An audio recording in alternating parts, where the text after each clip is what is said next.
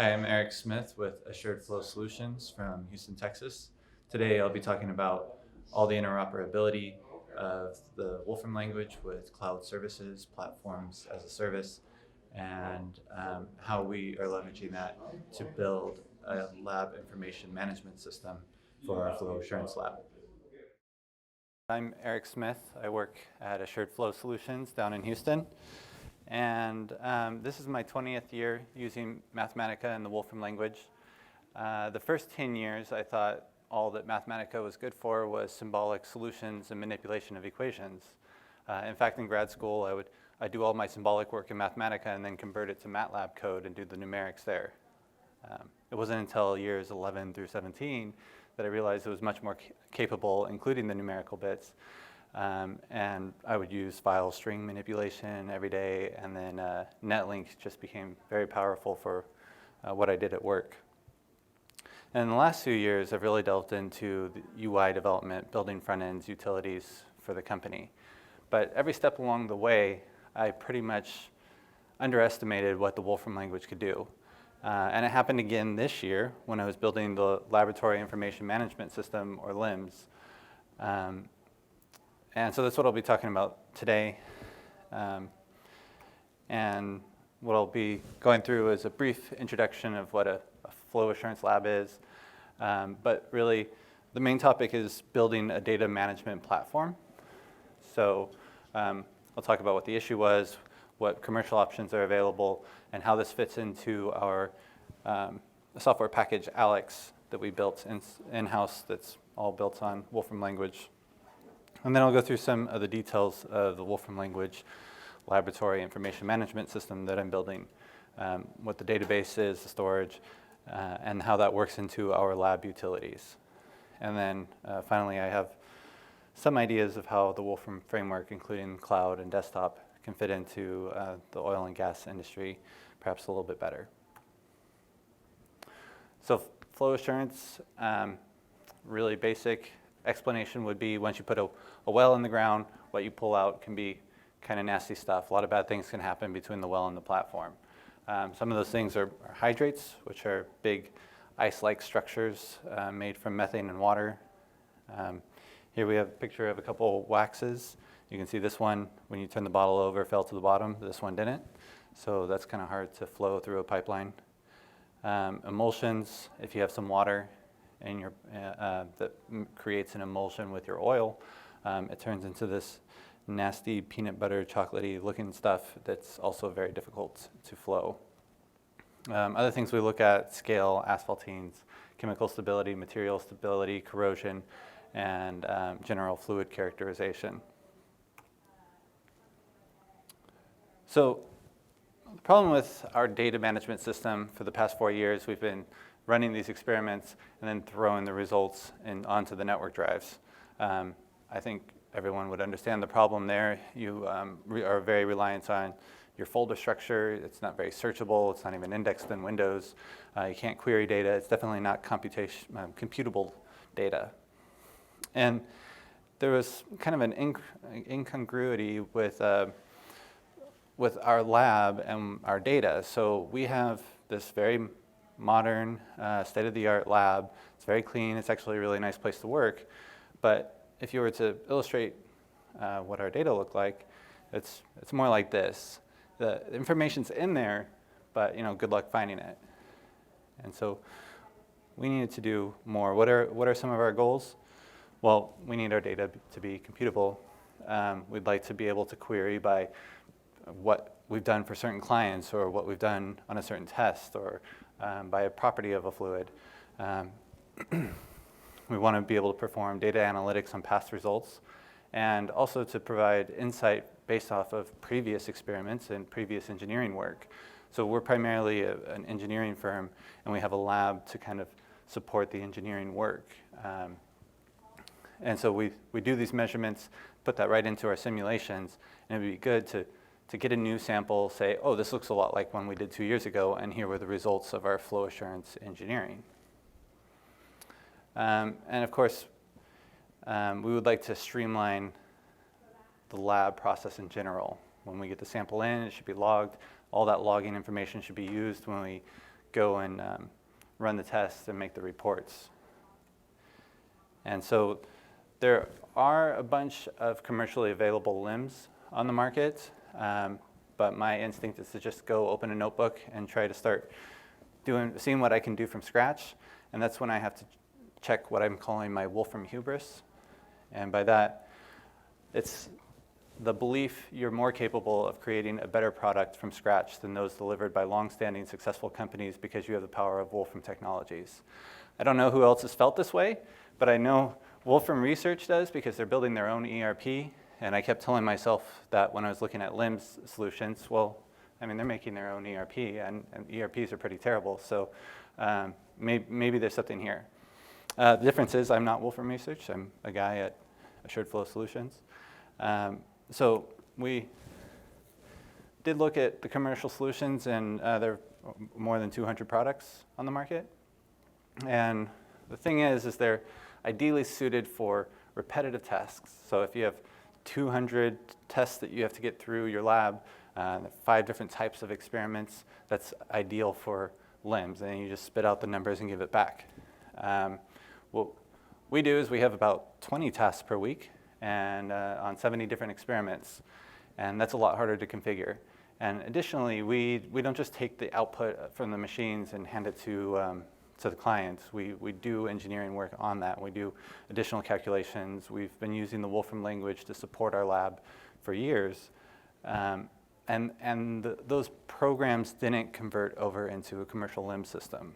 So we built our own in Alex. And Alex is kind of the basis that we're going to, well, it had all of our lab calculations in it, and we had all of our engineering calculations in it. So if I get a full screen here and open Alex, Andrew, you presented on this a couple of years ago.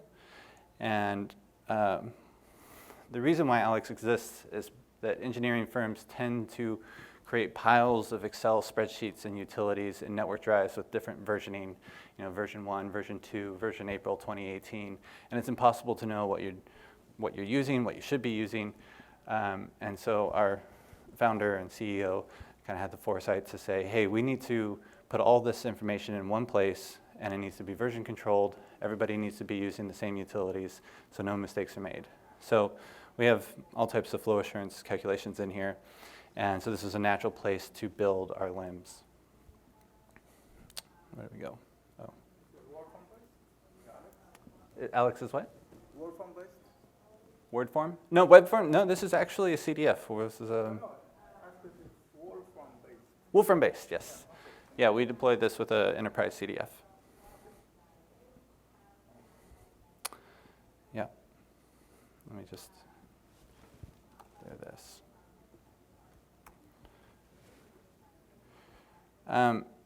Yeah, so really the story here is about interoperability. When I said I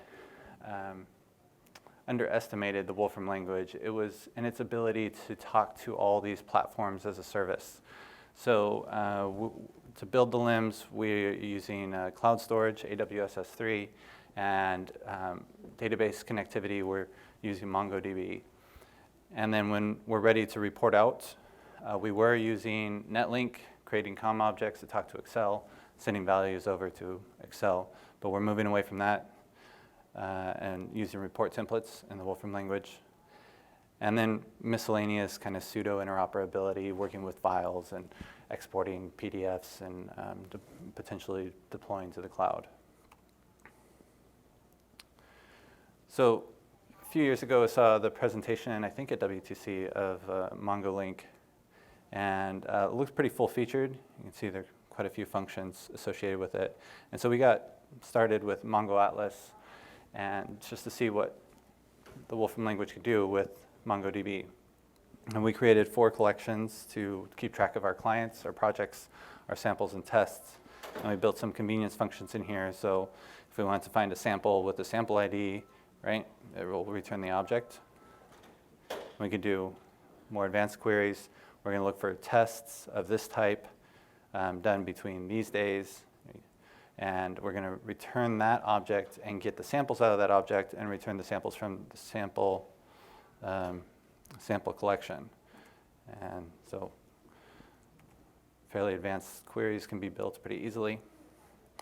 And there were a lot of surprises. Again, I wasn't expecting all of this to just be ready out of the box. I thought it was, oh, it's gone. Mongo Atlas required a certificate authority. Turns out that's hidden in your Mathematica files. Hopefully this is here. Where did they all go? Okay.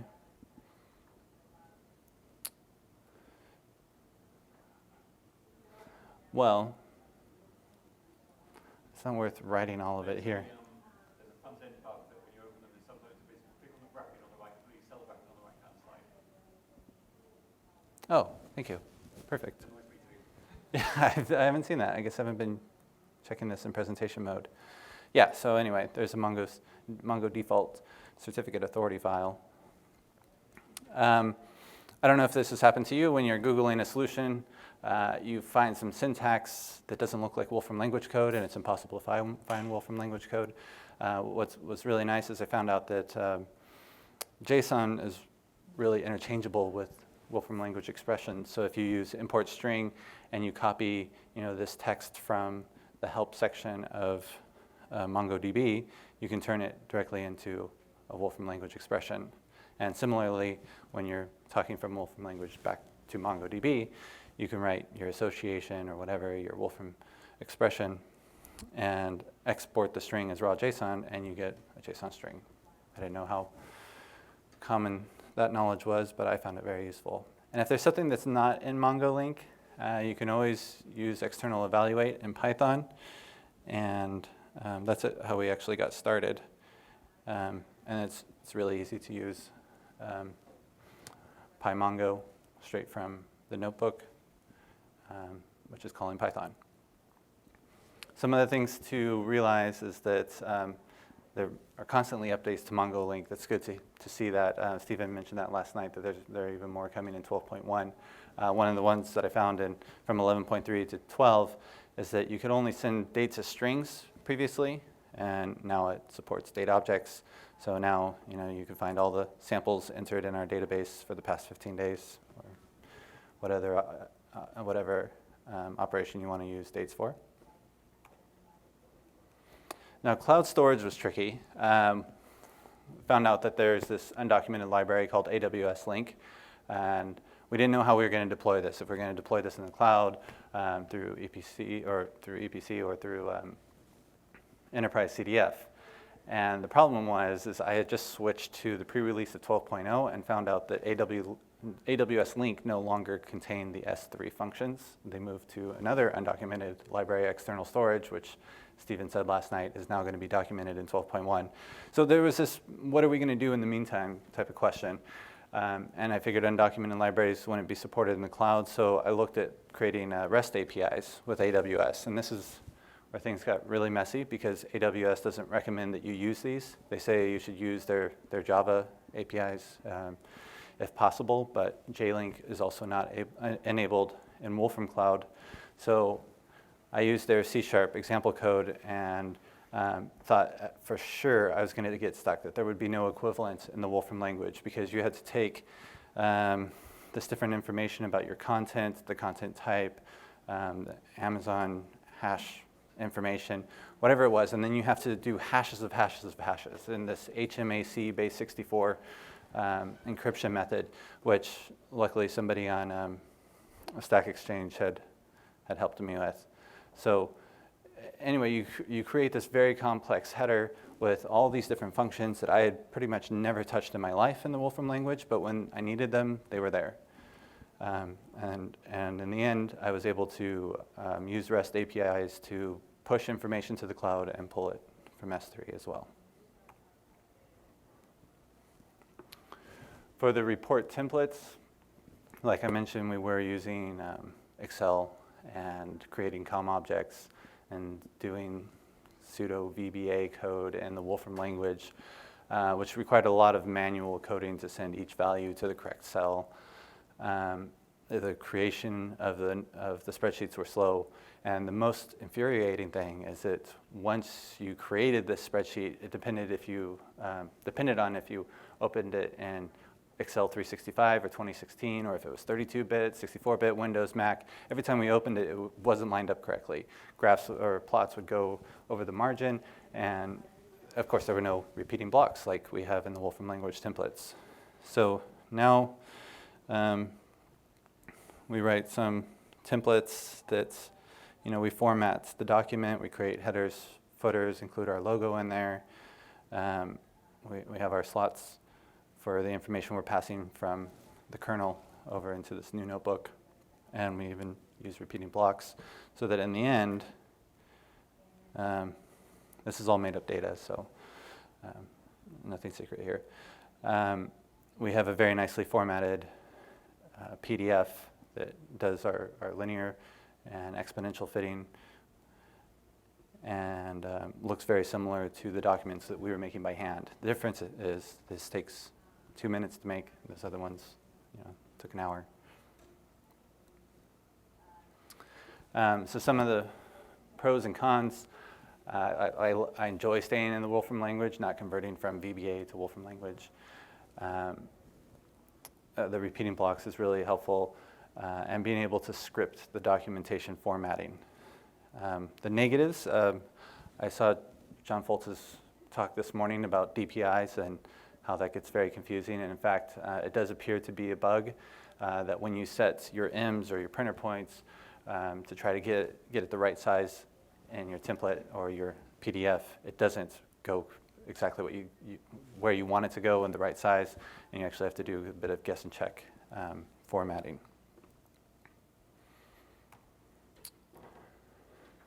So I brought up Alex, but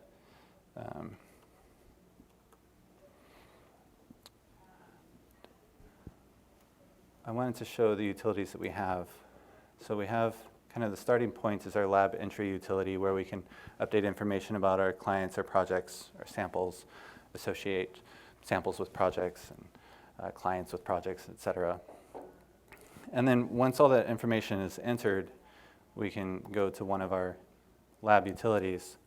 And this will, instead of going through your folder structure and hunting down the data that you took, you can just see that it's filtered only the projects that were run for this experiment, and then of course only the samples that were in that project. So a lot less hunting, a lot better access to your data. Then you upload some of your information to the cloud and to the database, and all the information that you've ever submitted to the database into S3 is sitting here for you to analyze. You can put your inputs in here, and then you generate your report. So basically, to illustrate what we're doing is, this was the input boxes required before for our DSC tests. But all this information we should have already entered somewhere. And now it's in the database, so all we do is select your project, your sample, the client information, the information about the sample, all of that is pulled in. So now all you have to do is focus on inputting the information from the test.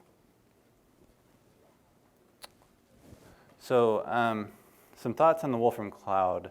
I use the interoperability of the Wolfram language a lot, and unfortunately that's where the Wolfram Cloud doesn't really support the fundamental features of the Wolfram language. So Netlink, JLink can't be used for security reasons, and I understand. MongoLink is built on JLink, and that's not accessible. Undocumented libraries like AWS and external storage wouldn't be supported, and not necessarily for LIMS, but we have a need to use System Modeler in the cloud, and that's not yet supported. And so that's just, as a company, we kind of wait until those things are adopted, until we can really kind of embrace Wolfram Cloud. We use it for other things, but really we could use it a lot more if we had a way of using the interoperability in the language. In the interest of time, I'm going to skip that and finish with some of the conclusions. That Assured Flow Solutions, we've built a data management platform that serves our lab. The data management platform is built on platform as a service solutions and can be customized for other companies and applications. We're streamlining the lab experiments from the proposal process to the report generation using the Wolfram language.